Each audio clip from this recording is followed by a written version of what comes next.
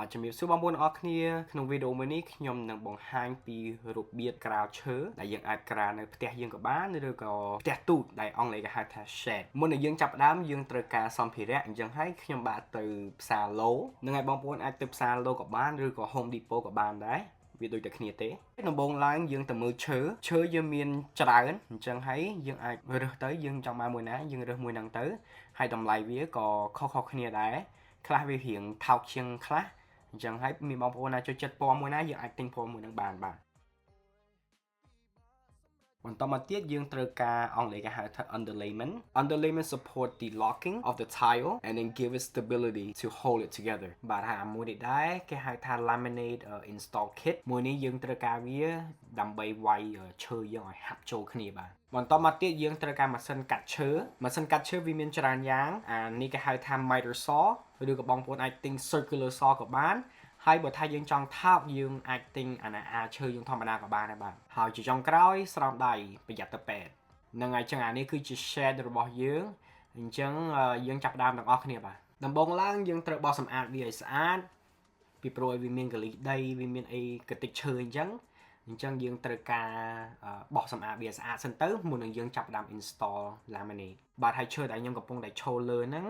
អង់គ្លេសគេហៅថា plywood 4x8តែបងប្អូនអាចទិញពី Home Depot ក៏បានទិញពី Lowe's ក៏បានដែរតម្លៃវានឹងប្រហែលជាខ្ទង់មួយផ្ទាំងវានឹង20ទៅ30រៀល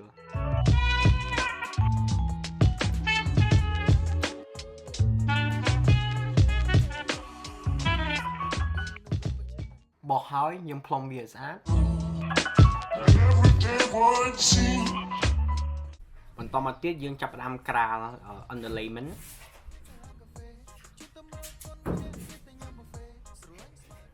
ហើយយើងបិទស្គត់វាឲ្យជាប់ជាមួយនឹង plywood យើងសិនទៅ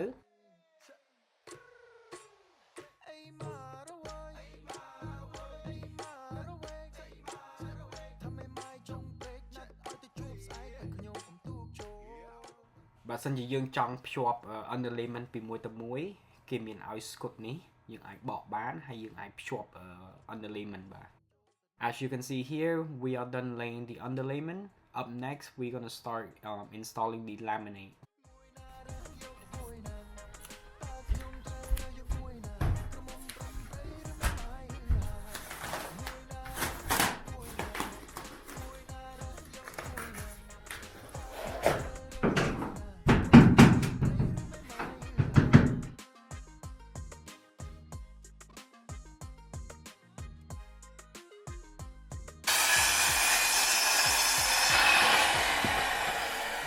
ថ្ងៃចឹងអានេះគឺជាថ្ងៃទី2ហ្នឹងហើយបើយើងនិយាយឲ្យចប់ទៅ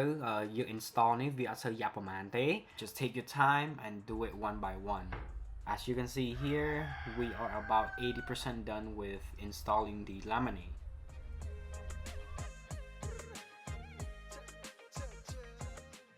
កន្លែងនេះផ្ទាល់គឺយ៉ាប់ជាងគេពីព្រោះ laminate របស់យើងវាអត់ស្មើនឹងឈើអញ្ចឹងហើយយើងត្រូវប្រើtable saw ឬក៏អាចប្រើ circular saw ដើម្បីយើងកាត់វាឲ្យស្មើជាមួយឈើរបស់យើង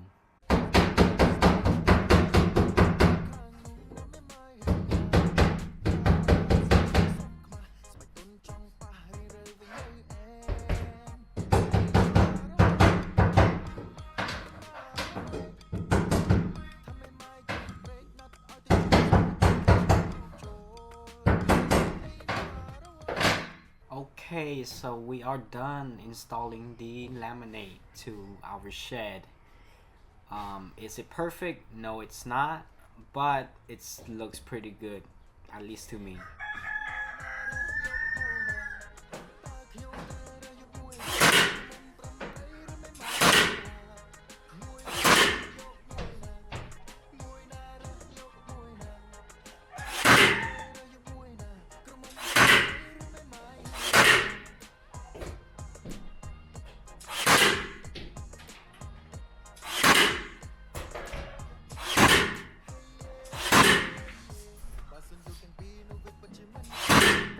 Finally, we are done building a laminate floor to our shed. It looks good to me. What do you guys think?